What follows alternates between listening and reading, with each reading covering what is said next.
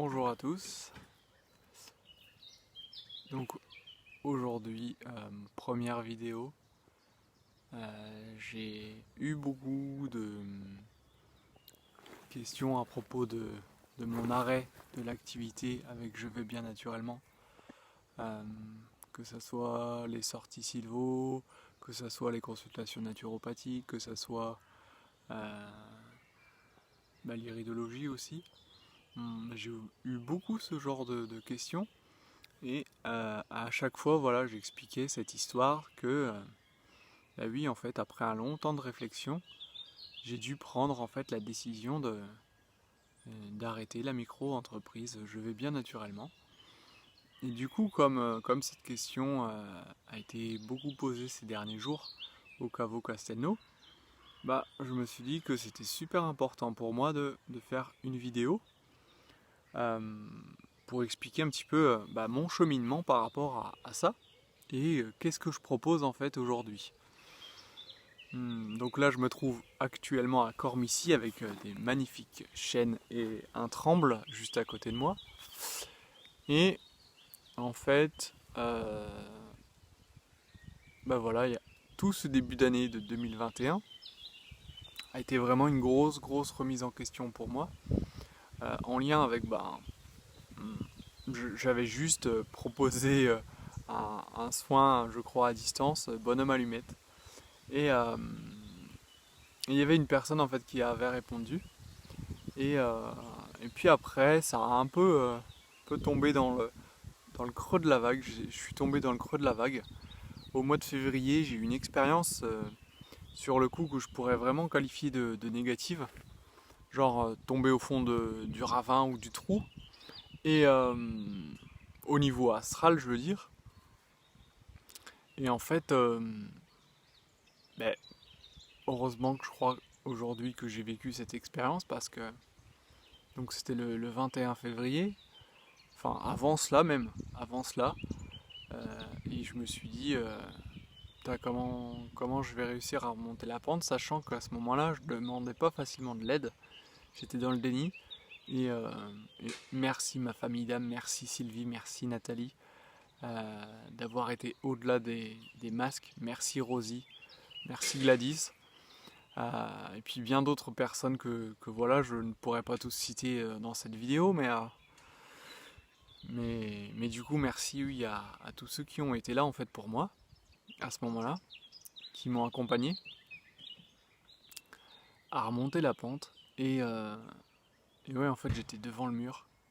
Et, et en fait, j'aurais pas pu remonter la pente tout seul.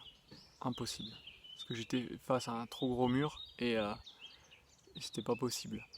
Et du coup, petit à petit, voilà, à force de reprendre soin de soi, parce que j'étais arrivé à un point où finalement je faisais très attention à la nourriture, où finalement j'étais pas là en fait. J'étais cerné, j'étais creusé, en fait dans le regard ça se voyait que j'étais vide. Et au niveau des sensations, au niveau de l'expérimentation, c'est un peu comme si euh, en fait je me croyais là-haut, alors qu'en fait j'étais vraiment dans la noirceur la plus totale. Et, euh, et ça m'arrivait de me casser la figure, de chuter en fait sans raison.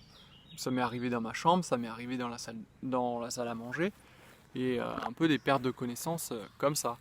Et, euh, et voilà, en fait, c'était en lien. À chaque fois, je chutais, tac tac, mais je chutais aussi dans l'astral. Donc c'est par cette chute dans l'astral que mon corps physique tombait.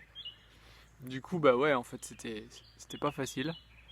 Mais en même temps, voilà, je l'ai cherché, j'ai décidé de vivre cette expérience. Et, euh, Et ouais, en fait, maintenant, aujourd'hui, quand j'y repense et quand voilà, j'essaye de mettre tous les efforts de mon côté pour remonter la pente, ça me donne une belle force de vie, une belle force, un peu plus de caractère, une force en lien avec la joie. Et, euh, et du coup, là, je crois que c'était vraiment important, au bout de ces 3 jours de salon bien-être, de faire cette vidéo euh, qui confirme en fait le choix à la fois de l'arrêt de ma micro-entreprise le 19 avril dernier, de Je vais bien naturellement, et en pensant que justement j'allais pouvoir proposer un autre projet plutôt associatif, et avec notamment mon instituteur de primaire qui m'a initié en fait, qui a été l'une des personnes à m'avoir passionné, m'avoir inspiré sur la nature, Monsieur Hazard, il porte un très joli nom, et du coup en fait le projet ne s'est pas fait, parce que voilà, associatif dit paperasse, etc. Moi c'est pas mon truc. Et là en fait, avant ça, le 20 avril dernier, à 4h du matin, je reçois un mail de l'URSSAF me disant que je viens de créer une micro-entreprise, ce qui était fondamentalement faux. Donc j'ai appelé l'URSSAF, qui m'ont dit ça doit être un bug. Moi j'ai bien compris que ce n'était pas un bug, mais en lien avec les mondes invisibles, me disant que en gros j'étais sur ma voie lorsque je fais de la sylvo, lorsque je partage ce qui me tient à cœur. Et lorsque je partage ce qui me fait vibrer mon cœur, c'est plus juste pour moi. Et du coup, après un petit temps d'introspection de nouveau, après finalement avoir tout coupé, je me retrouve sans rien. Voilà, chez mes parents. Et lorsque j'avais la micro-entreprise, j'étais chez mes parents aussi, donc ça n'a pas changé de ce côté-là, mais je crois que d'avoir tout coupé, de me retrouver sans micro-entreprise, sans finalement métier, entre guillemets, ça a fait que ça a résolu quelque chose en moi, comme s'il y avait un lien à couper, des bases à refondre et à reposer. Et le 4 mai, je crée donc ma micro-entreprise portant le nom de Ensemble avec la nature, pour la création le 5/5, du coup le 5/5/2021. Et du coup oui, en fait c'est beaucoup plus juste pour moi, parce que je ne suis plus dans une position où je connais la nature seul, mais où ensemble avec la nature, ensemble on connaît, on expérimente la nature, ensemble on vit des expériences avec la nature. Et bien plus qu'une position de leader où je menais les sorties avec des activités, des choses où même je pouvais parfois prendre mal, que d'autres personnes connaissent certains sujets mieux que moi sur la nature. Bien du coup, ensemble avec la nature, en fait, ça ouvre le champ des possibles, ça ouvre le champ des potentiels. Et en fait, on a tous des expériences. On a tous vraiment des expériences. Hop, je me lève un petit peu. Des expériences vraiment à partager avec la nature. Et en lien avec notre véritable nature. Et voilà, je crois juste que c'est super important en fait de le mentionner. Et juste, oui, que chaque arbre est un individu, mais que en dessous, ils sont reliés, ils sont bien ancrés. Là, les chênes, ils sont bien ancrés, pour vraiment partager des informations, que ce soit aussi au niveau volatile. Et en fait, oui, dans le cadre des sorties maintenant que je propose ensemble avec la nature, il y a toute cette notion en fait d'aller en nature, oui, pour se faire du bien maintenant, et aussi de libérer les choses que l'extérieur réveille en chacun de nous. Merci Clem.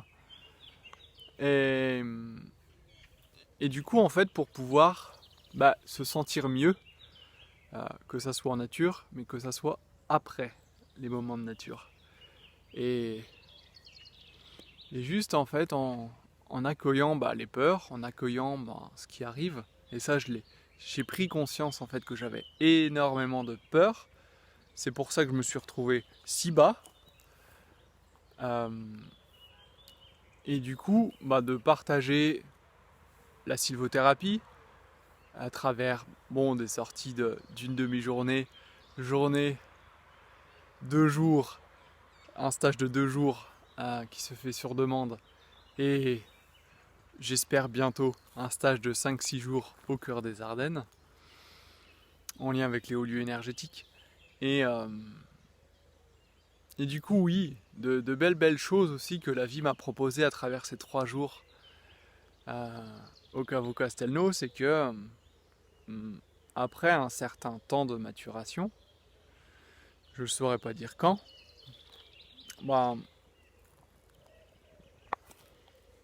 je vais reproposer donc l'iridologie.